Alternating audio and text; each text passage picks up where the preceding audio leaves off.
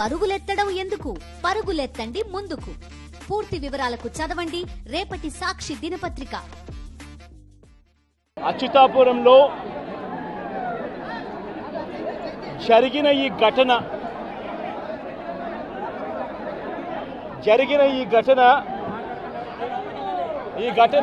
ఘటనలో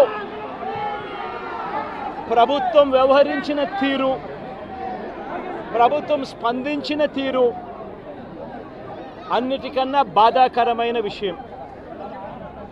ఎందుకు ఈ విషయాలు చెప్పాల్సి వస్తూ ఉంది అనంటే, కారణం ఈ ఘటన ఎప్పుడో రాత్రిపూటనో తెల్లవారుజామునో జరిగిన ఘటన కాదు.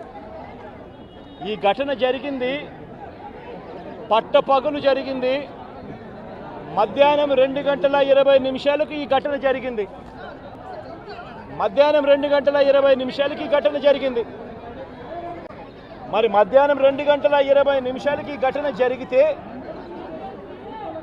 2 గంటల ప్రాంతంలో ఈ ఘటన జరిగితే, ఈ ఘటనకు సంబంధించి జరిగిన వివరాలను ఒక్కసారి గమనిస్తే, ఈ ఘటనలో ప్రభుత్వం స్పందించకూడదు అన్న తాపత్రయము ఎక్కువగా కనిపిస్తూ ఉంది. ప్రభుత్వం 17 మంది చనిపోతే, ఈ ప్రభుత్వం మొట్టమొదటిగా సాయంత్రం 4 గంటలకు హోంమంత్రి వచ్చి ప్రెస్ మీట్ను అడ్రస్ చేస్తూ తాను మాట్లాడినప్పుడు కూడా సహాయానికి సంబంధించి పర్యవేక్షించడానికి తాను అనకాపల్లికి వెళ్తున్నాను అన్న మాటలు వాళ్ళ నోట్లో నుంచి రాలేదు. మరో గంట తర్వాత, అంటే సాయంత్రం 5 గంటల ఆ ప్రాంతంలో కార్మిక శాఖ మంత్రి ఎవరి పరిధిలోకి వస్తుందో, ఈ డైరెక్టర్ ఆఫ్ ఫ్యాక్టరీస్ అనేది ఎవరి పరిధిలోకి వస్తుందో, ఈ కార్మిక శాఖ మంత్రి కూడా ప్రెస్ మీట్ పెట్టి ఎంతమంది చనిపోయారో తెలియలేదు అన్నాడు. వివరాలు లేవు అని మాట్లాడతాడు. తాను కూడా హుటాహుటిన అక్కడికి వెళ్ళాలి అనే తాపత్రయం కూడా చూపించడు.